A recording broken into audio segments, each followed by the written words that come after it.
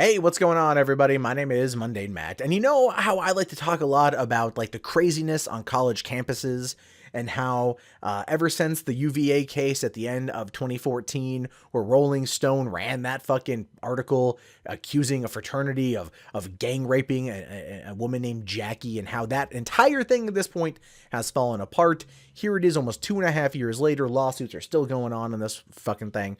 And it's just a story that won't seem to go away. And ultimately it shouldn't, because it should serve as kind of a reminder of what can happen when false claims are made. And in the last couple years, rape hysteria has been exploding on college campuses, right? Like there's that documentary called The Hunting Ground, which skews lots of facts.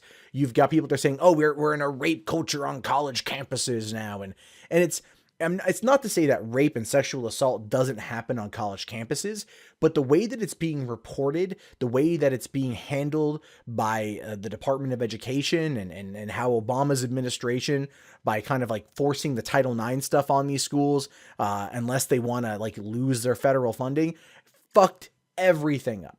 It fucked everything up because it puts all of the blame on the accused without ever asking much from the accuser. And that is a problem.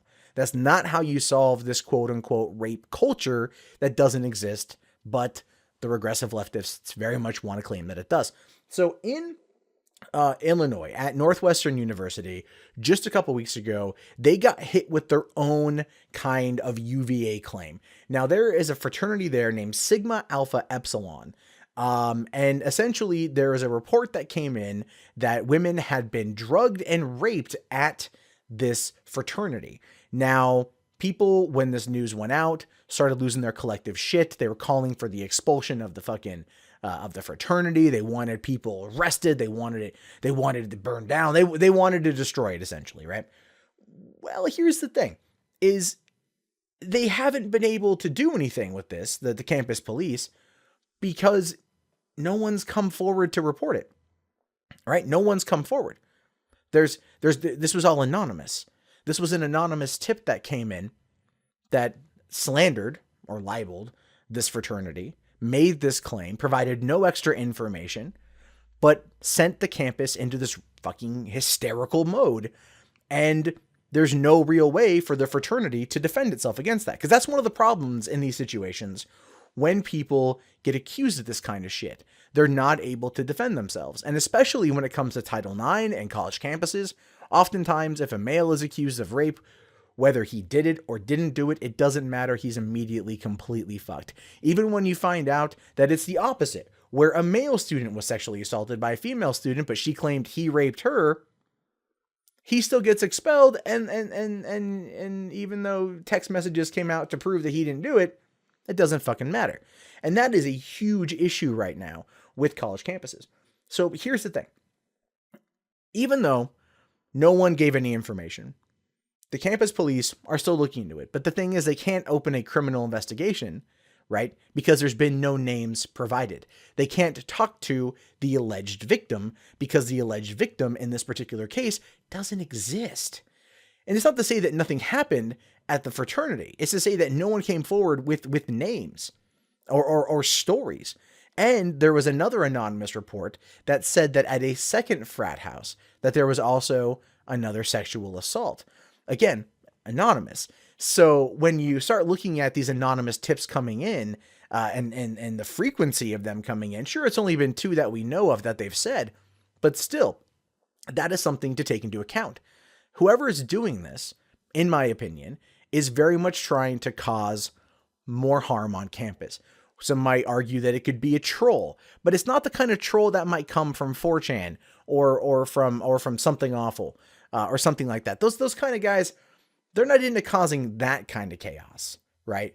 Because when you go down the path of UVA, when you go down the path of that Rolling Stone article, when those kind of lies are told without fact checking, without a lot of verification, all it does is hurt potential victims. It's not people defending themselves from accusations. It's people making the false claims that then prevent somebody from being taken seriously when they come forward with an actual claim. Now, this particular situation, is interesting just because of the anonymous nature of it, and the fact that it didn't stop the college from going out of their way and already making this a big deal. But here's the thing. These kind of claims only exacerbate the situation. The Title IX bullshit that's happened over the course of the past couple years has destroyed taking these situations seriously. I really think so. I see so many of these stories that come out every single year, rife with inaccurate information, rife with allegations against fraternities or students, and people being legitimately expelled from school and hurt in their careers or education hurt because someone is making a claim and that's later proven to be false. And it's part of this hysteria. And the hysteria isn't that these things are happening. 1 in 5 women or whatever 1 in 4, 1 in 3. I'm not too sure what the statistic is, what they're claiming these days. But the problem is that when people cry wolf, it just fucking kills it for anybody else. And the downside is that there's no real way to stop it, right? There's no real way to stop it.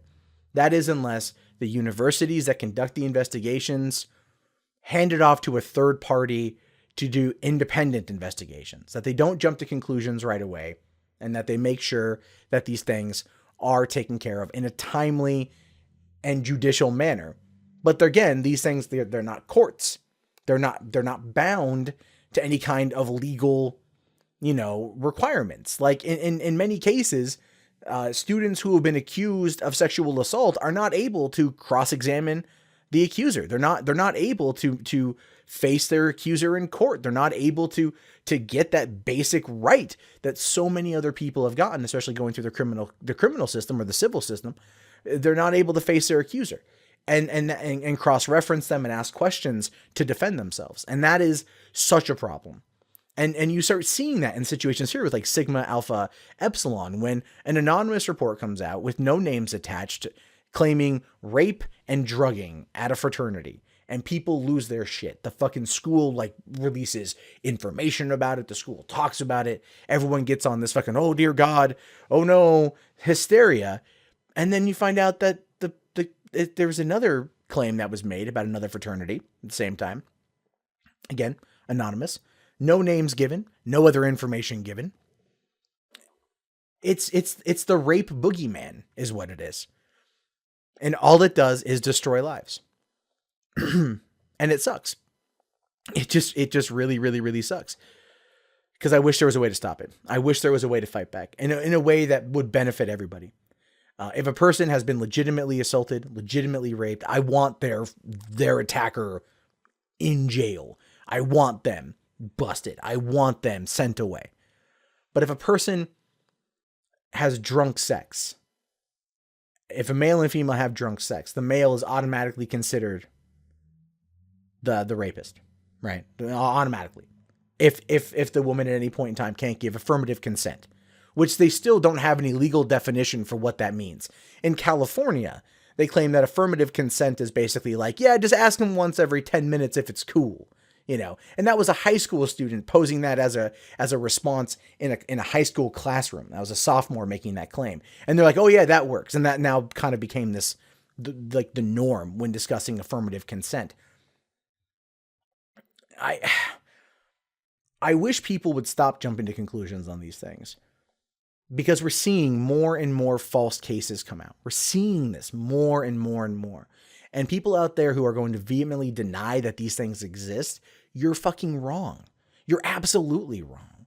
What you have to do is treat everything like you would in a court of law. There has to be an investigation. There has to be the ability to cross-examine the witness. There has to be all of these things. And it might be painful for the person who thinks who's making the claim of being assaulted, but there's still due process.